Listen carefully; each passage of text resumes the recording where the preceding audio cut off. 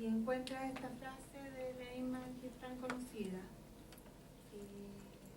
Puede parecer que es exagerado lo que dice, pero cuando uno conoce esta historia y en el caso de algunas que vimos recién, efectivamente uno se tiene que preguntar si los que empujaron o directa o indirectamente tuvieron que ver con el suicidio de algunas personas, van a tener alguna consecuencia o van a pagar respecto a que estas personas hubiesen tomado la dramática decisión de quitarse la vida. En el caso de Rolando, de Haroldo, bueno, y de muchas otras personas que no conocemos y que seguramente nunca vamos a tener información, ¿ah? Porque, bueno, acá en Chile el suicidio es un tabú y no se estudia, no se analiza, por lo tanto muchas de estas situaciones simplemente quedan y no se sabe cuáles fueron los motivos que llevaron a las personas a esta decisión.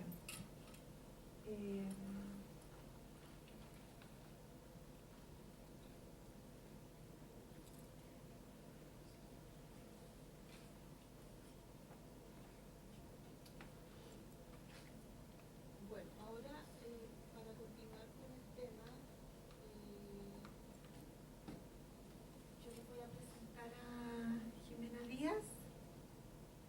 Ella es licenciada en Sociología de la Universidad de Chile, fundadora del Centro de Estudios de la Mujer, donde ha desarrollado una vasta actividad como investigadora con numerosas publicaciones. Su investigación se centra en temas relacionados con empleo, trabajo, género y salud de las trabajadoras. Actualmente es co-investigadora en proyecto conjunto entre el CEM y el PET en violencia en el trabajo. Es miembro del Consejo Consultivo de Género del Ministerio de Salud y de Observatorio de Equidad de Género en Salud. Ella nos va a dar a conocer el estudio sobre violencia en el trabajo.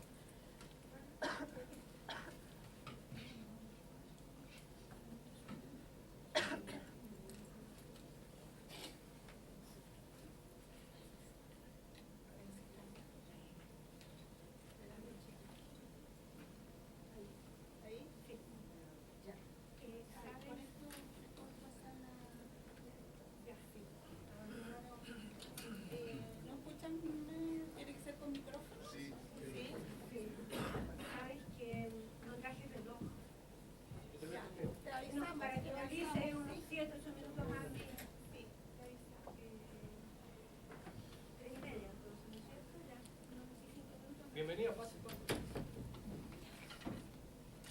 Bueno,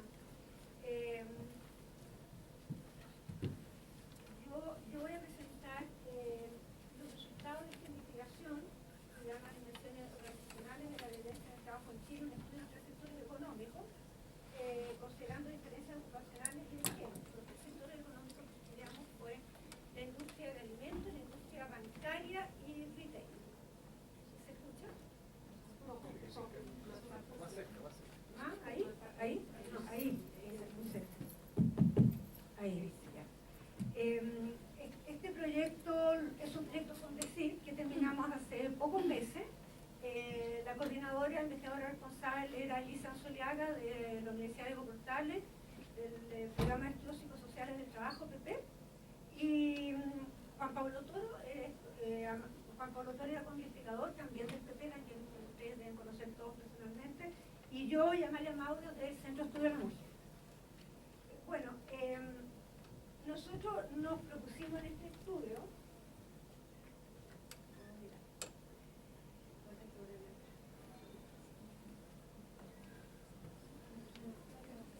sí, aquí yo resumí los objetivos que eran varios para que no resultara tan aburrido, pero básicamente lo que nos propusimos fue describir las conductas, acciones o incidentes que constituyan violencia laboral desde la perspectiva de los actores laborales, que piensan las personas que trabajan, que es violencia laboral. Lo segundo fue identificar, describir y analizar las dimensiones, procesos y cultura organizacional que facilitan el desarrollo de la violencia laboral en los tres contextos señalados. También desde la perspectiva de los actores, que consideran ellos que es la causa. Y también nos propusimos describir las articulaciones entre desigualdades ocupacionales y de género y violencia laboral. Fue un estudio cualitativo. Ahora estamos empezando, después de terminado esto, con los datos que tenemos, estamos empezando un estudio cuantitativo. Estamos diseñando una encuesta que se basa bastante en los resultados de este estudio. El estudio cualitativo fue una entrevista en profundidad a 70 personas que incluían básicamente trabajadores y trabajadoras de los tres sectores señalados, dirigentes sindicales y ejecutivos también de industrias de estos tres sectores. Y hay que decir que nos costó bastante conseguir entrevistas, porque en general las empresas se resisten mucho a colaborar en estos estudios. En general lo logramos gracias al apoyo de los sindicatos en casi todos los casos. Bueno, ¿cómo se definió violencia? No tenía que ir en esto. Lo primero que hicimos en la investigación fue iniciar un recorrido sobre el concepto de violencia laboral, que ustedes lo deben manejar bastante, pero lo cual constituyó un desafío grande, porque la violencia laboral, cuando uno habla tan ampliamente, incluye una variedad enorme de conductas muy distintas entre sí, en las cuales el límite entre lo que es aceptable y no es aceptable a veces es muy difuso. O sea, los dramáticos casos que ustedes pusieron acá nos hablan claramente de una violencia muy explícita, pero vamos a ver que no en todos los casos es tan explícita como eso. Considerando eso, considerando la dificultad de definir violencia, la OIT propuso un concepto que a nosotros nos pareció muy razonable por lo amplio que es. ¿Qué es esto? Dice, violencia en el lugar de trabajo es toda acción, incidente o comportamiento que no pueda considerarse una actitud razonable. Es bastante amplio, como ven, y en el cual se ataca, perjudica, degrada o hiere a una persona dentro del marco de su trabajo o debido directamente al mismo.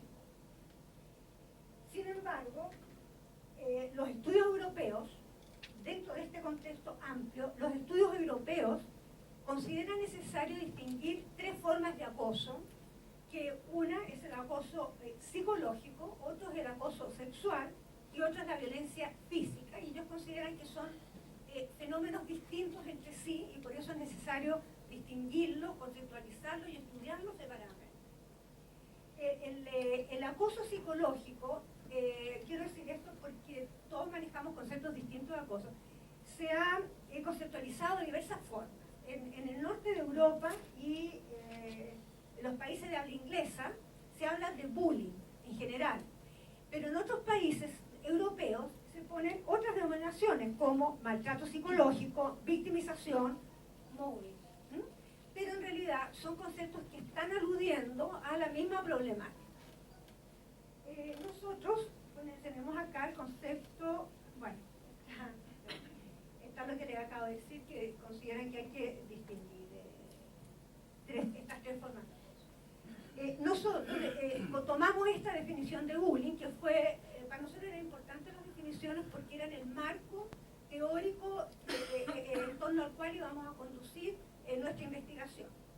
Entonces, bullying tiene algunos ingredientes que lo distinguen mucho de la definición que vimos recién de la OIT y de otras que veremos más adelante. El bullying significa acosar. Yo sé que ustedes saben de esto, pero para mí es importante empezar con esto, para ver por qué. acosar, ofender, excluir socialmente a alguien o interferir negativamente en el trabajo de alguien. Pero debe ocurrir regularmente y repetidamente. Ahora, esta es una característica, un rasgo que ha sido bastante discutido. Si es un rasgo que debe ser considerado o no. En general las definiciones dicen que así debe ser. Ahora, es un proceso en escalada. Normalmente es un proceso en escalada, que empieza de una manera y se va intensificando, llevando a la persona a una posición inferior y quien llega a ser el foco, el sujeto de actos sociales negativos sistemáticos. Y el cuarto elemento, que a mí me parece que es muy central, es que un conflicto no puede ser considerado bullying si el incidente es aislado o si las dos partes que tienen conflicto, que están en conflicto, tienen aproximadamente igual fuerza. O sea, bullying ocurre necesariamente entre personas con desigual poder. Y eso es un rasgo de la violencia, no solo en el trabajo, sino en cualquier espacio que ustedes lo analicen. Bueno, el acoso sexual es una forma particular de violencia en el trabajo, ustedes lo saben. A diferencia del bullying, no requiere ser repetitivo ni reiterado en el tiempo. Basta un acto para que sea considerado acoso sexual. Y sabemos que el rechazo a los requerimientos sexuales conduce normalmente a hostigamiento psicológico, lo cual explica que esté bastante subdiagnosticado, porque al final termina registrándose en la violencia psicológica y no lo que le dio origen, que era el acoso sexual. Pasa a menudo eso. Bueno, y la violencia física fue mucho el foco en los estudios del pasado. Hoy día es menos, pero muchos investigadores advierten que se ha descuidado demasiado y que tiene efectos muy negativos en la salud mental, especialmente de los trabajadores, y que sí sigue prevaleciendo en algunos sectores, por lo tanto debiera recuperársele un poco la atención que se ha descuidado.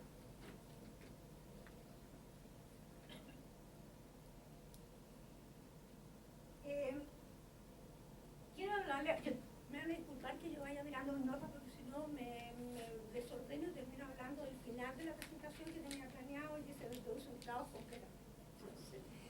Quiero hablarles ahora de lo siguiente, un proceso interesante, que desde finales de los años 90 ha ido surgiendo una nueva forma de conducta agresiva. O sea, no sé si ha ido surgiendo, se ha ido conceptualizando una nueva forma de conducta agresiva, que es mucho más ambigua que una agresión abierta, que es lo que consideramos bullying, y que es de baja intensidad, ni siquiera a veces tiene la intención de producir daño, pero que se refiere fundamentalmente a el no respeto, la vulneración de las normas de respeto mutuo entre las personas. Y se ha llamado a esta nueva forma incivismo, y ha surgido entre las sociólogas mujeres norteamericanas, porque nos parece muy interesante, porque ha surgido como respuesta al exceso de regulaciones en derechos humanos, tabúes, normas y legislaciones punitivas a la transgresión de derechos, al acoso laboral, al acoso sexual, a los derechos de las minorías afroamericanas, etc. Entonces lo que aparece es una conducta sutil, que no se nota que es bullying, pero te trato mal. Y se considera que en el mundo es la conducta más prevaleciente en los espacios de trabajo. Y conversamos con Juan Pablo antes la necesidad de insistir en esto, porque aparece mucho en nuestras entrevistas. Y nosotros tendemos a mirar solo lo más violento. No, estas conductas, como son, aunque sean de bajo perfil, más ambiguas, si son repetidas y son permanentes y son cotidianas, el daño que pueden producir en el mediano plazo es muy, muy importante en la salud mental de trabajadores y trabajadoras. Entonces, se ha definido incivismo de esta forma: conductas desviadas de baja intensidad con una intención ambigua de dañar a su objetivo, pero que violan las normas de mutuo respeto en el lugar de trabajo y que a menudo expresan formas veladas de discriminación. Eso es súper interesante. Bueno, veamos, eso fue la primera. ¿Qué dicen los actores? Que nosotros entrevistamos. Dicen lo siguiente. Aquí hay 4 elementos que a nosotros nos apareció en las entrevistas. Primero, predomina la violencia psicológica. La violencia física, ellos testimonian muy pocos hechos, dicen que es cosa del pasado. Ahora el maltrato es verbal y psicológico.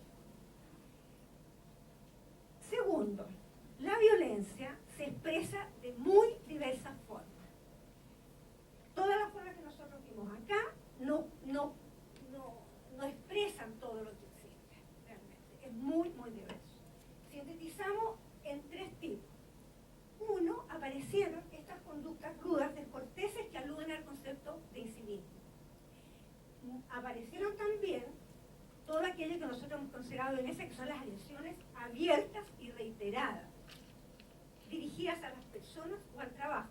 Veremos. Y aparece también como violencia la vulneración a derechos fundamentales. Eso es considerado por los trabajadores violencia. Discutimos mucho aquí una vez en un seminario si no era violencia, pero vulneración de derechos es considerado violencia. El tercer elemento que nos apareció es que la violencia es generalizada y sostenida. Vamos a ver testimonios de cada una de ellas. Y el cuarto es que a pesar de generalizada, es selectiva. O sea, se orienta más a unos grupos que a otros. Y aquí es donde nos apareció la violencia de género, con bastante especificidad.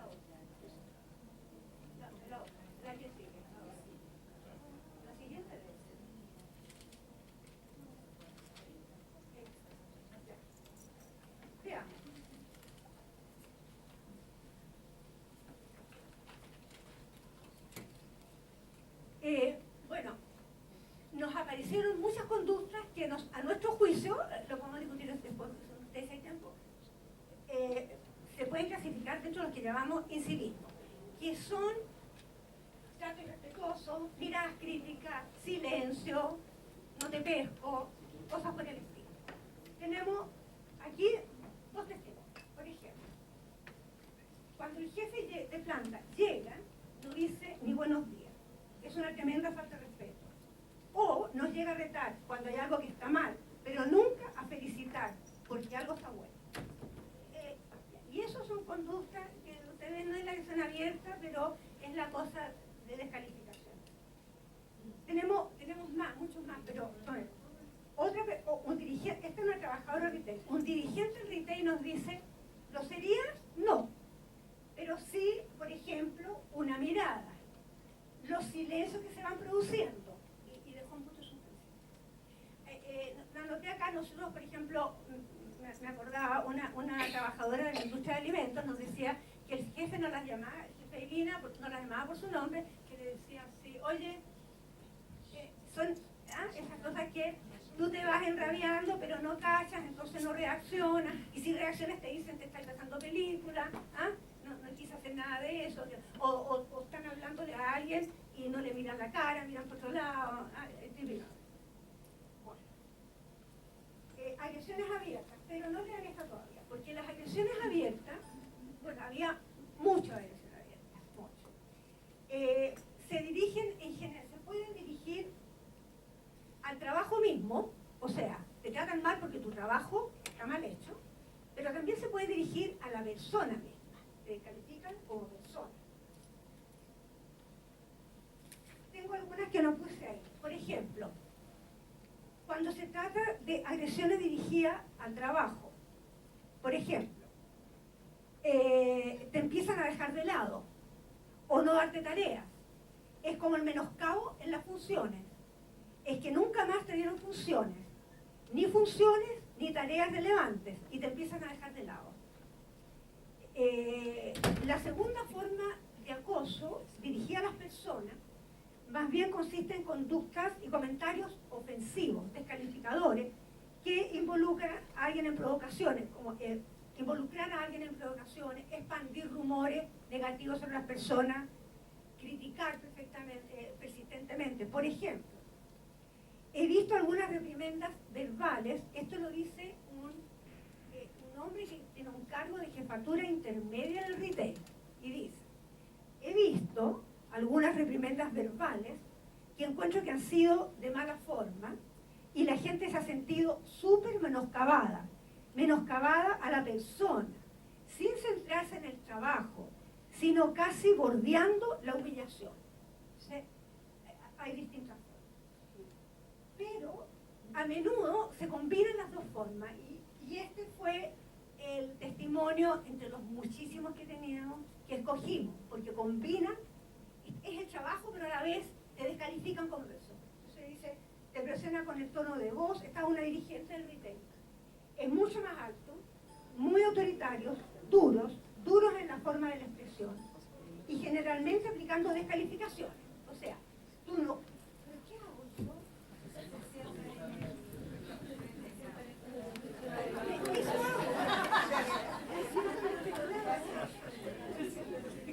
Suele pasar, Jiménez.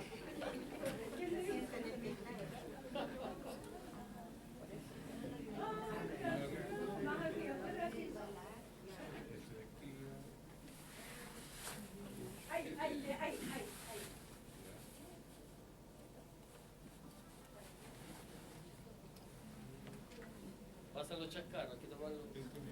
No la cosemos.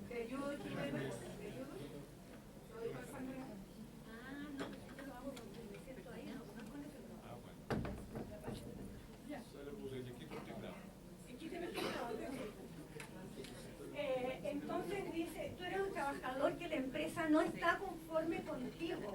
Se necesita gente que realmente venga a producir, que sea eficiente. Entonces hay descalificaciones de ese tipo, como que al trabajador le duele, le hiere, que todo lo que ha entregado, como que no se ha valorado absolutamente nada. O sea, hay una mezcla, ¿no es cierto?, de agresiones verbales, psicológicas, que descalifican a la persona por el trabajo, uno le sirve a esta empresa, pero lo humillan como persona también. Bueno, a mí no me gusta exponer esta investigación porque cuando uno elige qué contar, le quita una riqueza enorme a lo que tú escuchaste de las personas, pero no hay otra manera.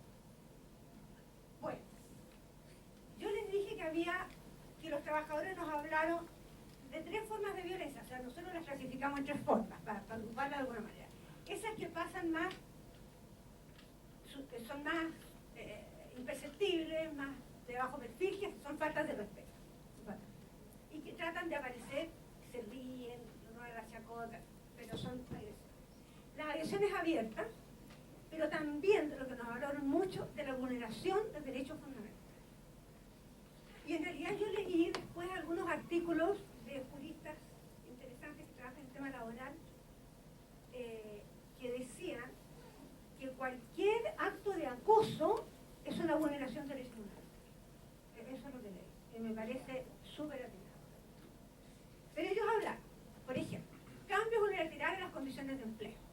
Te cambian los turnos, te aumentan la intensidad del trabajo, te cambian la proporción de salario variable respecto al salario fijo. Por ejemplo, veamos, hay un sector, dirigente bancario, dirigente sindical, bancario. Un sector importante que siente que el empleador vulnera sus derechos fundamentales cuando, por ejemplo, modifica unilateralmente las condiciones de trabajo, cuando un porcentaje cada vez mayor de la remuneración está constituido, conformado por los aspectos variables. Pero ese requerimiento es modificado unilateralmente por parte del empleador. Y si no le gusta, pierde el empleo. La amenaza del despido está siempre detrás de una agresión. Siempre detrás de una amenaza. Siempre detrás de algo está la amenaza. Y aunque no sea explícita, está. Y ese es un factor fundamental por el cual los trabajadores afrontan muy pasivamente el tema de la violencia. Porque las alternativas en el mercado de trabajo en general no son buenas. Yo tenía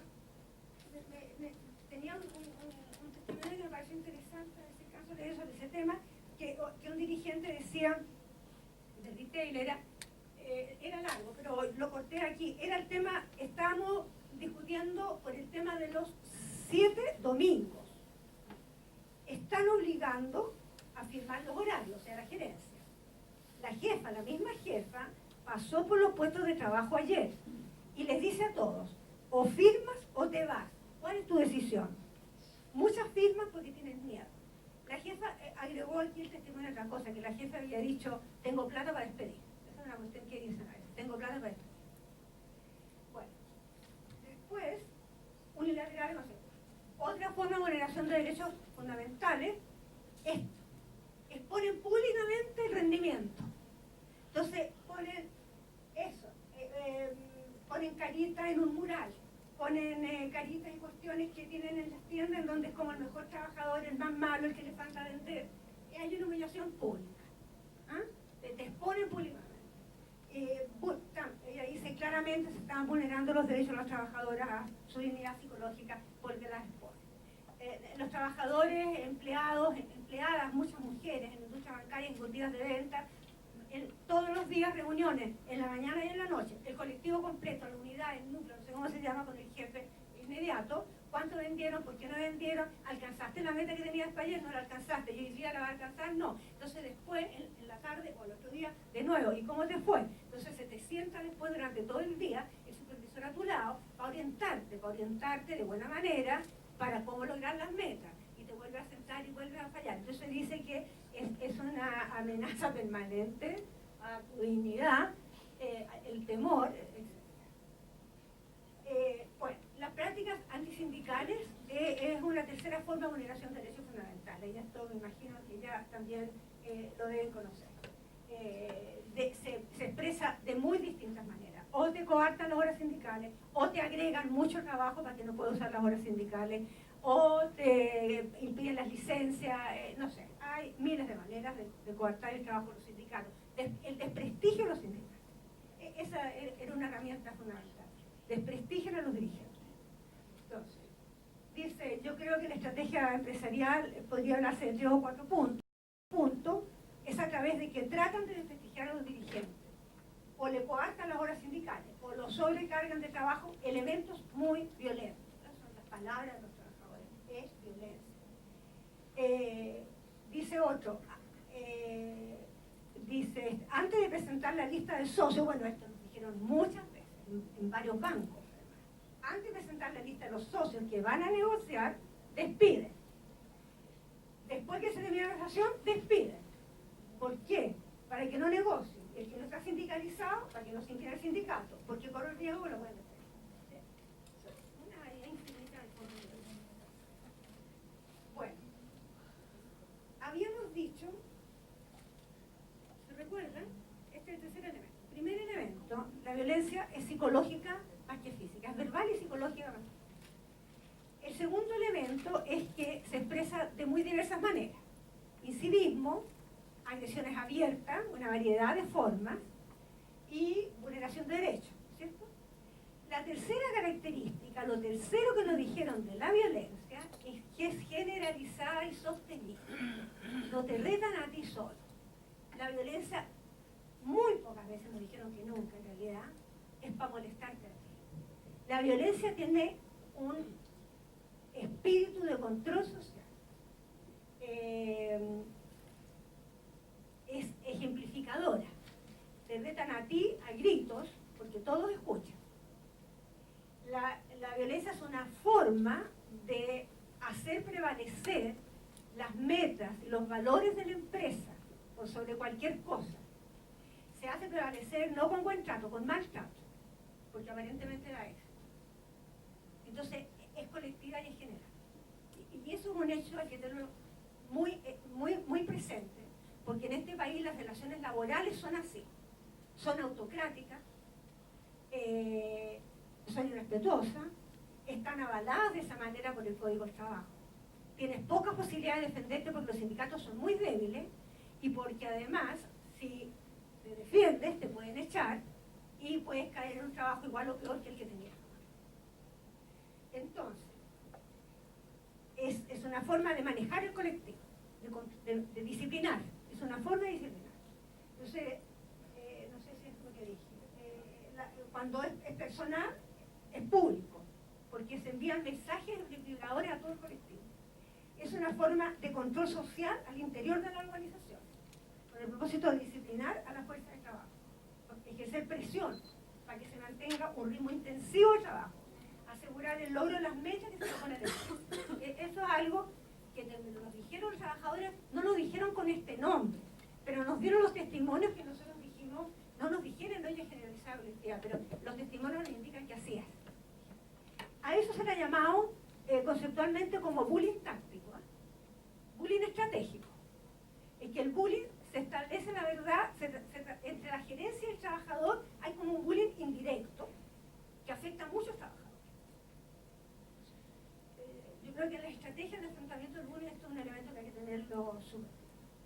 Bueno, aquí es, por ejemplo, no era solo conmigo, no era lo mismo, como que era humillante, porque él hablaba y gritaba que todos se dieran cuenta de que a uno lo estaban retando, que le estaban diciendo que uno es el flojo. Después te gritan encima de toda la gente, en grupo. Yo no encuentro una falta de respeto, porque siempre tendrían que llamarte a un lugar donde puedan conversar contigo, no gritar.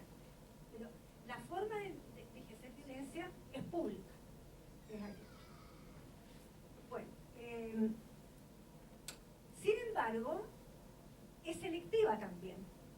No todas las personas dentro de una empresa sufren la misma violencia, ¿no es cierto?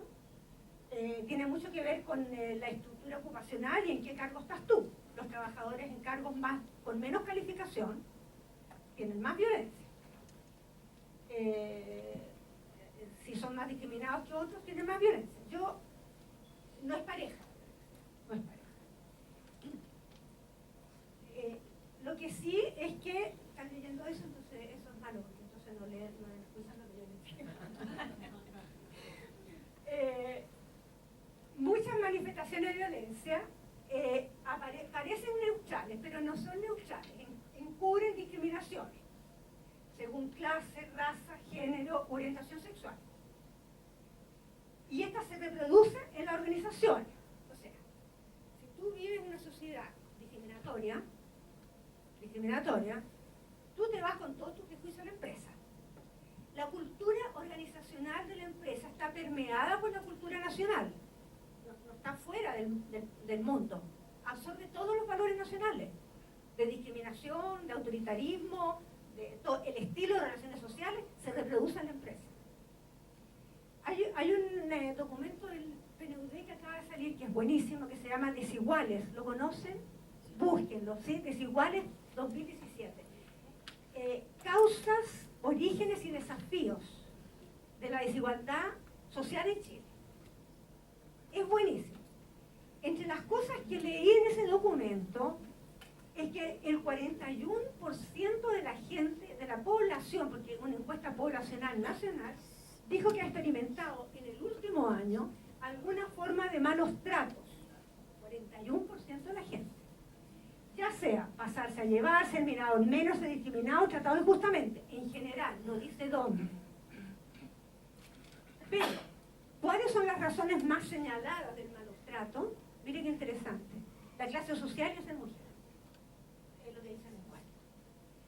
Entonces, aquí entra el tema de las discriminaciones. Nosotros no trabajamos todas las discriminaciones. Tendríamos que haber hecho mucho más entrevistas. Pero sí, la violencia de género, tratamos de indagar sobre si las mujeres estaban expuestas a ciertas formas particulares de violencia dentro de las organizaciones de trabajo. En general, todos los estudios sobre violencia cuantitativos dicen que las mujeres sufren más violencia dentro de los espacios de trabajo. Nosotros aquí no medimos números, así que no puedo decirlo, pero sí medimos cómo se expresa. Y efectivamente, hay violencia que sufren las mujeres más que los hombres. Por ejemplo, nos hablaron de actitudes machistas, pero ambiguas, difusas, que tienen que ver más con el concepto de incivismo que vimos al principio. Yo no sé si puse testimonio. Sí, esto. Por ejemplo, dice, los compañeros andan constantemente piropeando y no se dan cuenta de que esa también es una forma de acoso. Y el piropeo está en el límite, no está en el límite, si tú reclamas, tú eres la mina jodida, ¿no? Entonces, pasa.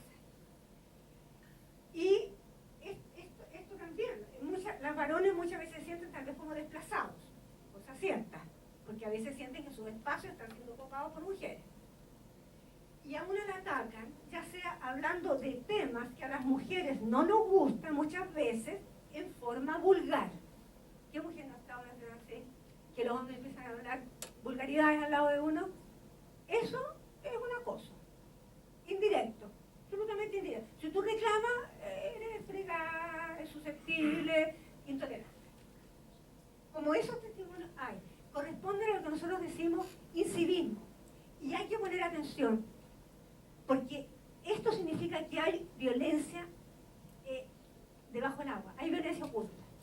Y eso puede dar origen a escaladas de violencia. Esa violencia velada, solapada, de menor intensidad, hay que parar, tanto como las fuertes. Acoso sexual. Dime. Voy a terminar si quieres.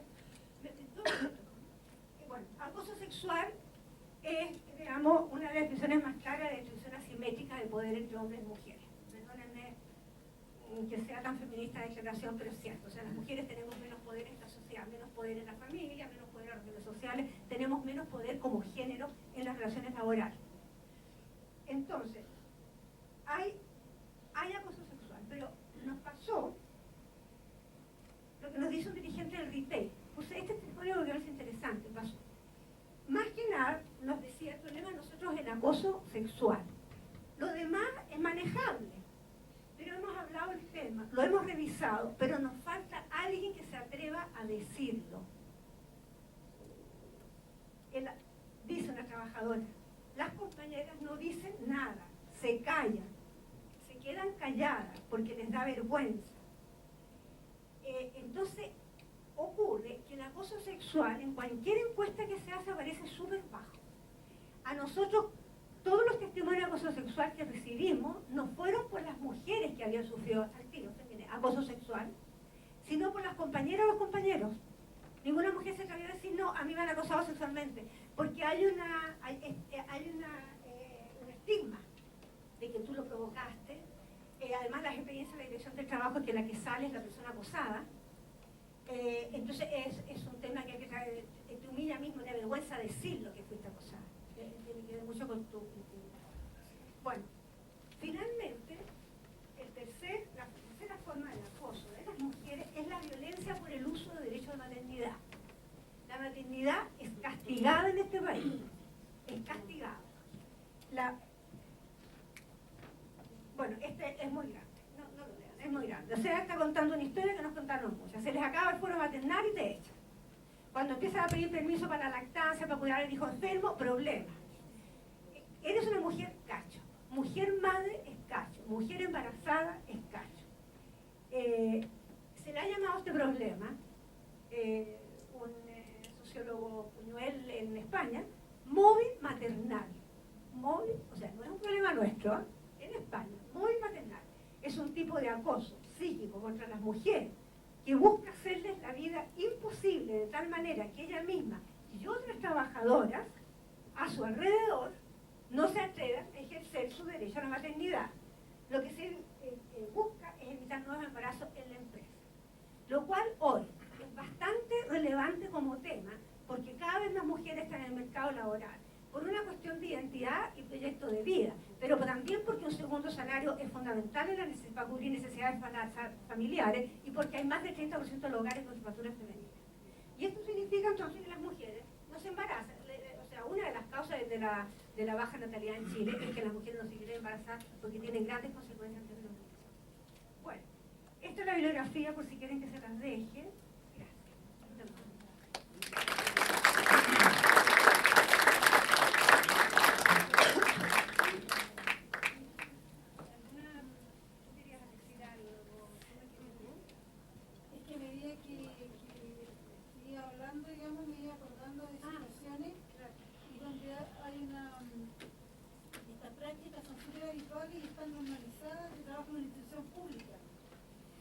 Naturalizadas, se sienten normales. Sí, la gente cree que es natural. Claro. Entonces, qué sé yo, por ejemplo, me iba acordando, por ejemplo, que en una asamblea cualquiera, en un consejo técnico, yo trabajo en un hospital público, entonces si habíamos muchas mujeres de pie, por ejemplo, y quedaba algún asiento por ahí, entonces el colega a uno de una manera de degradarla era decirle, doctorcita, y atrás queda un asiento. Claro, o cuando te vas a la beca se presume que tienes que acostarte con los jefes o los tutores de beca, como una cosa normal. Se naturaliza la beca. Eso nos dijeron mucho. Y se naturaliza tanto que a veces no te das cuenta y se empieza a instalar como una forma normal de relaciones sociales.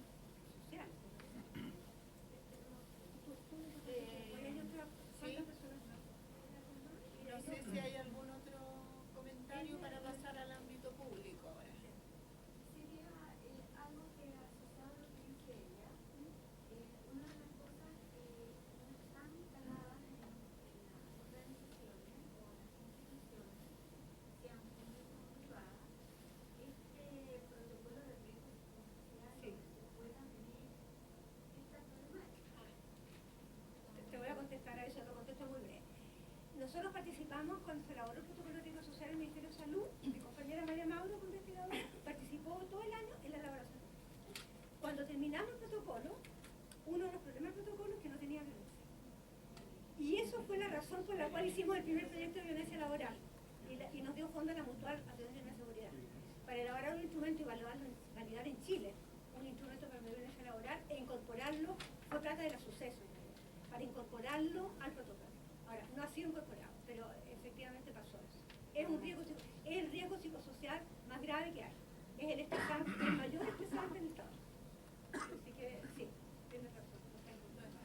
¿Y cómo las puntuales, yo hablo de las, también ellos, el procedimiento que utilizan, por ejemplo, llevar psicólogo, habla el puesto de trabajo, en el puesto de trabajo hay el miedo, el temor, no habla, y dependiendo de eso, hacen nulo porque las personas que deberían ir a favor del acosado, no lo hacen público, no evidencian. Entonces, creo, o si no, a su vez la empresa apela y presenta testigos, entre comillas, falsos,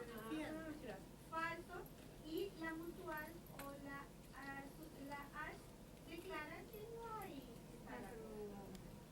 Entonces, ¿cómo a través de una implementación del riesgo psicosocial se logre un manual de procedimiento en donde también se haga... Primero hay que lograr que se incorpore al protocolo, como todavía no llegamos ahí. Sí, algo súper rapidito que ya nos atrasamos. Lo que pasa es que mi experiencia, yo soy abogada independiente, y mi experiencia es más trágica, porque yo estoy un poco más allá de ella, uno llega a juicio, con el trabajador acosado. Lo puede ganar, dispuesta, pero he ganado algún otro caso por acoso sexual.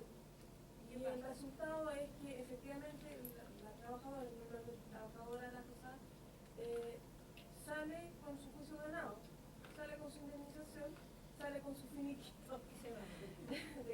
de que gana un juicio laboral. ¿Y quién se queda en la empresa? El acosador, porque normalmente el que tenía el puesto más alto, el que tenía el apoyo de la con más investigaciones, con más vamos a ver esos aspectos. Es cierto, lo ganó, pero perdió. Vamos a ver los aspectos jurídicos más adelante. Y los jefes de acosadores, Y no son los malos, cambian son de lugar, operadores. los cambian de empresa, los cambian de local. A ver, O sea, no los echan o los cambian de local. claro, esa es la otra. Bueno, eso no quiere decir que lo vamos a ver en algo más dinero. Es que yo creo que la herramienta más poderosa es el trabajo colectivo, la fuerza colectiva. O sea, tienen que trabajar con sindicatos colectivos y tener una ley laboral que permita formar sindicatos o hacer empresas. Yo creo que es la única manera. Por el lado de la ley me parece que no sé, puede ser, pero yo creo que aquí la presión nada más, porque el poder de los trabajadores es muy débil, en todo sentido. A ver, vamos a continuar, le agradecemos mucho a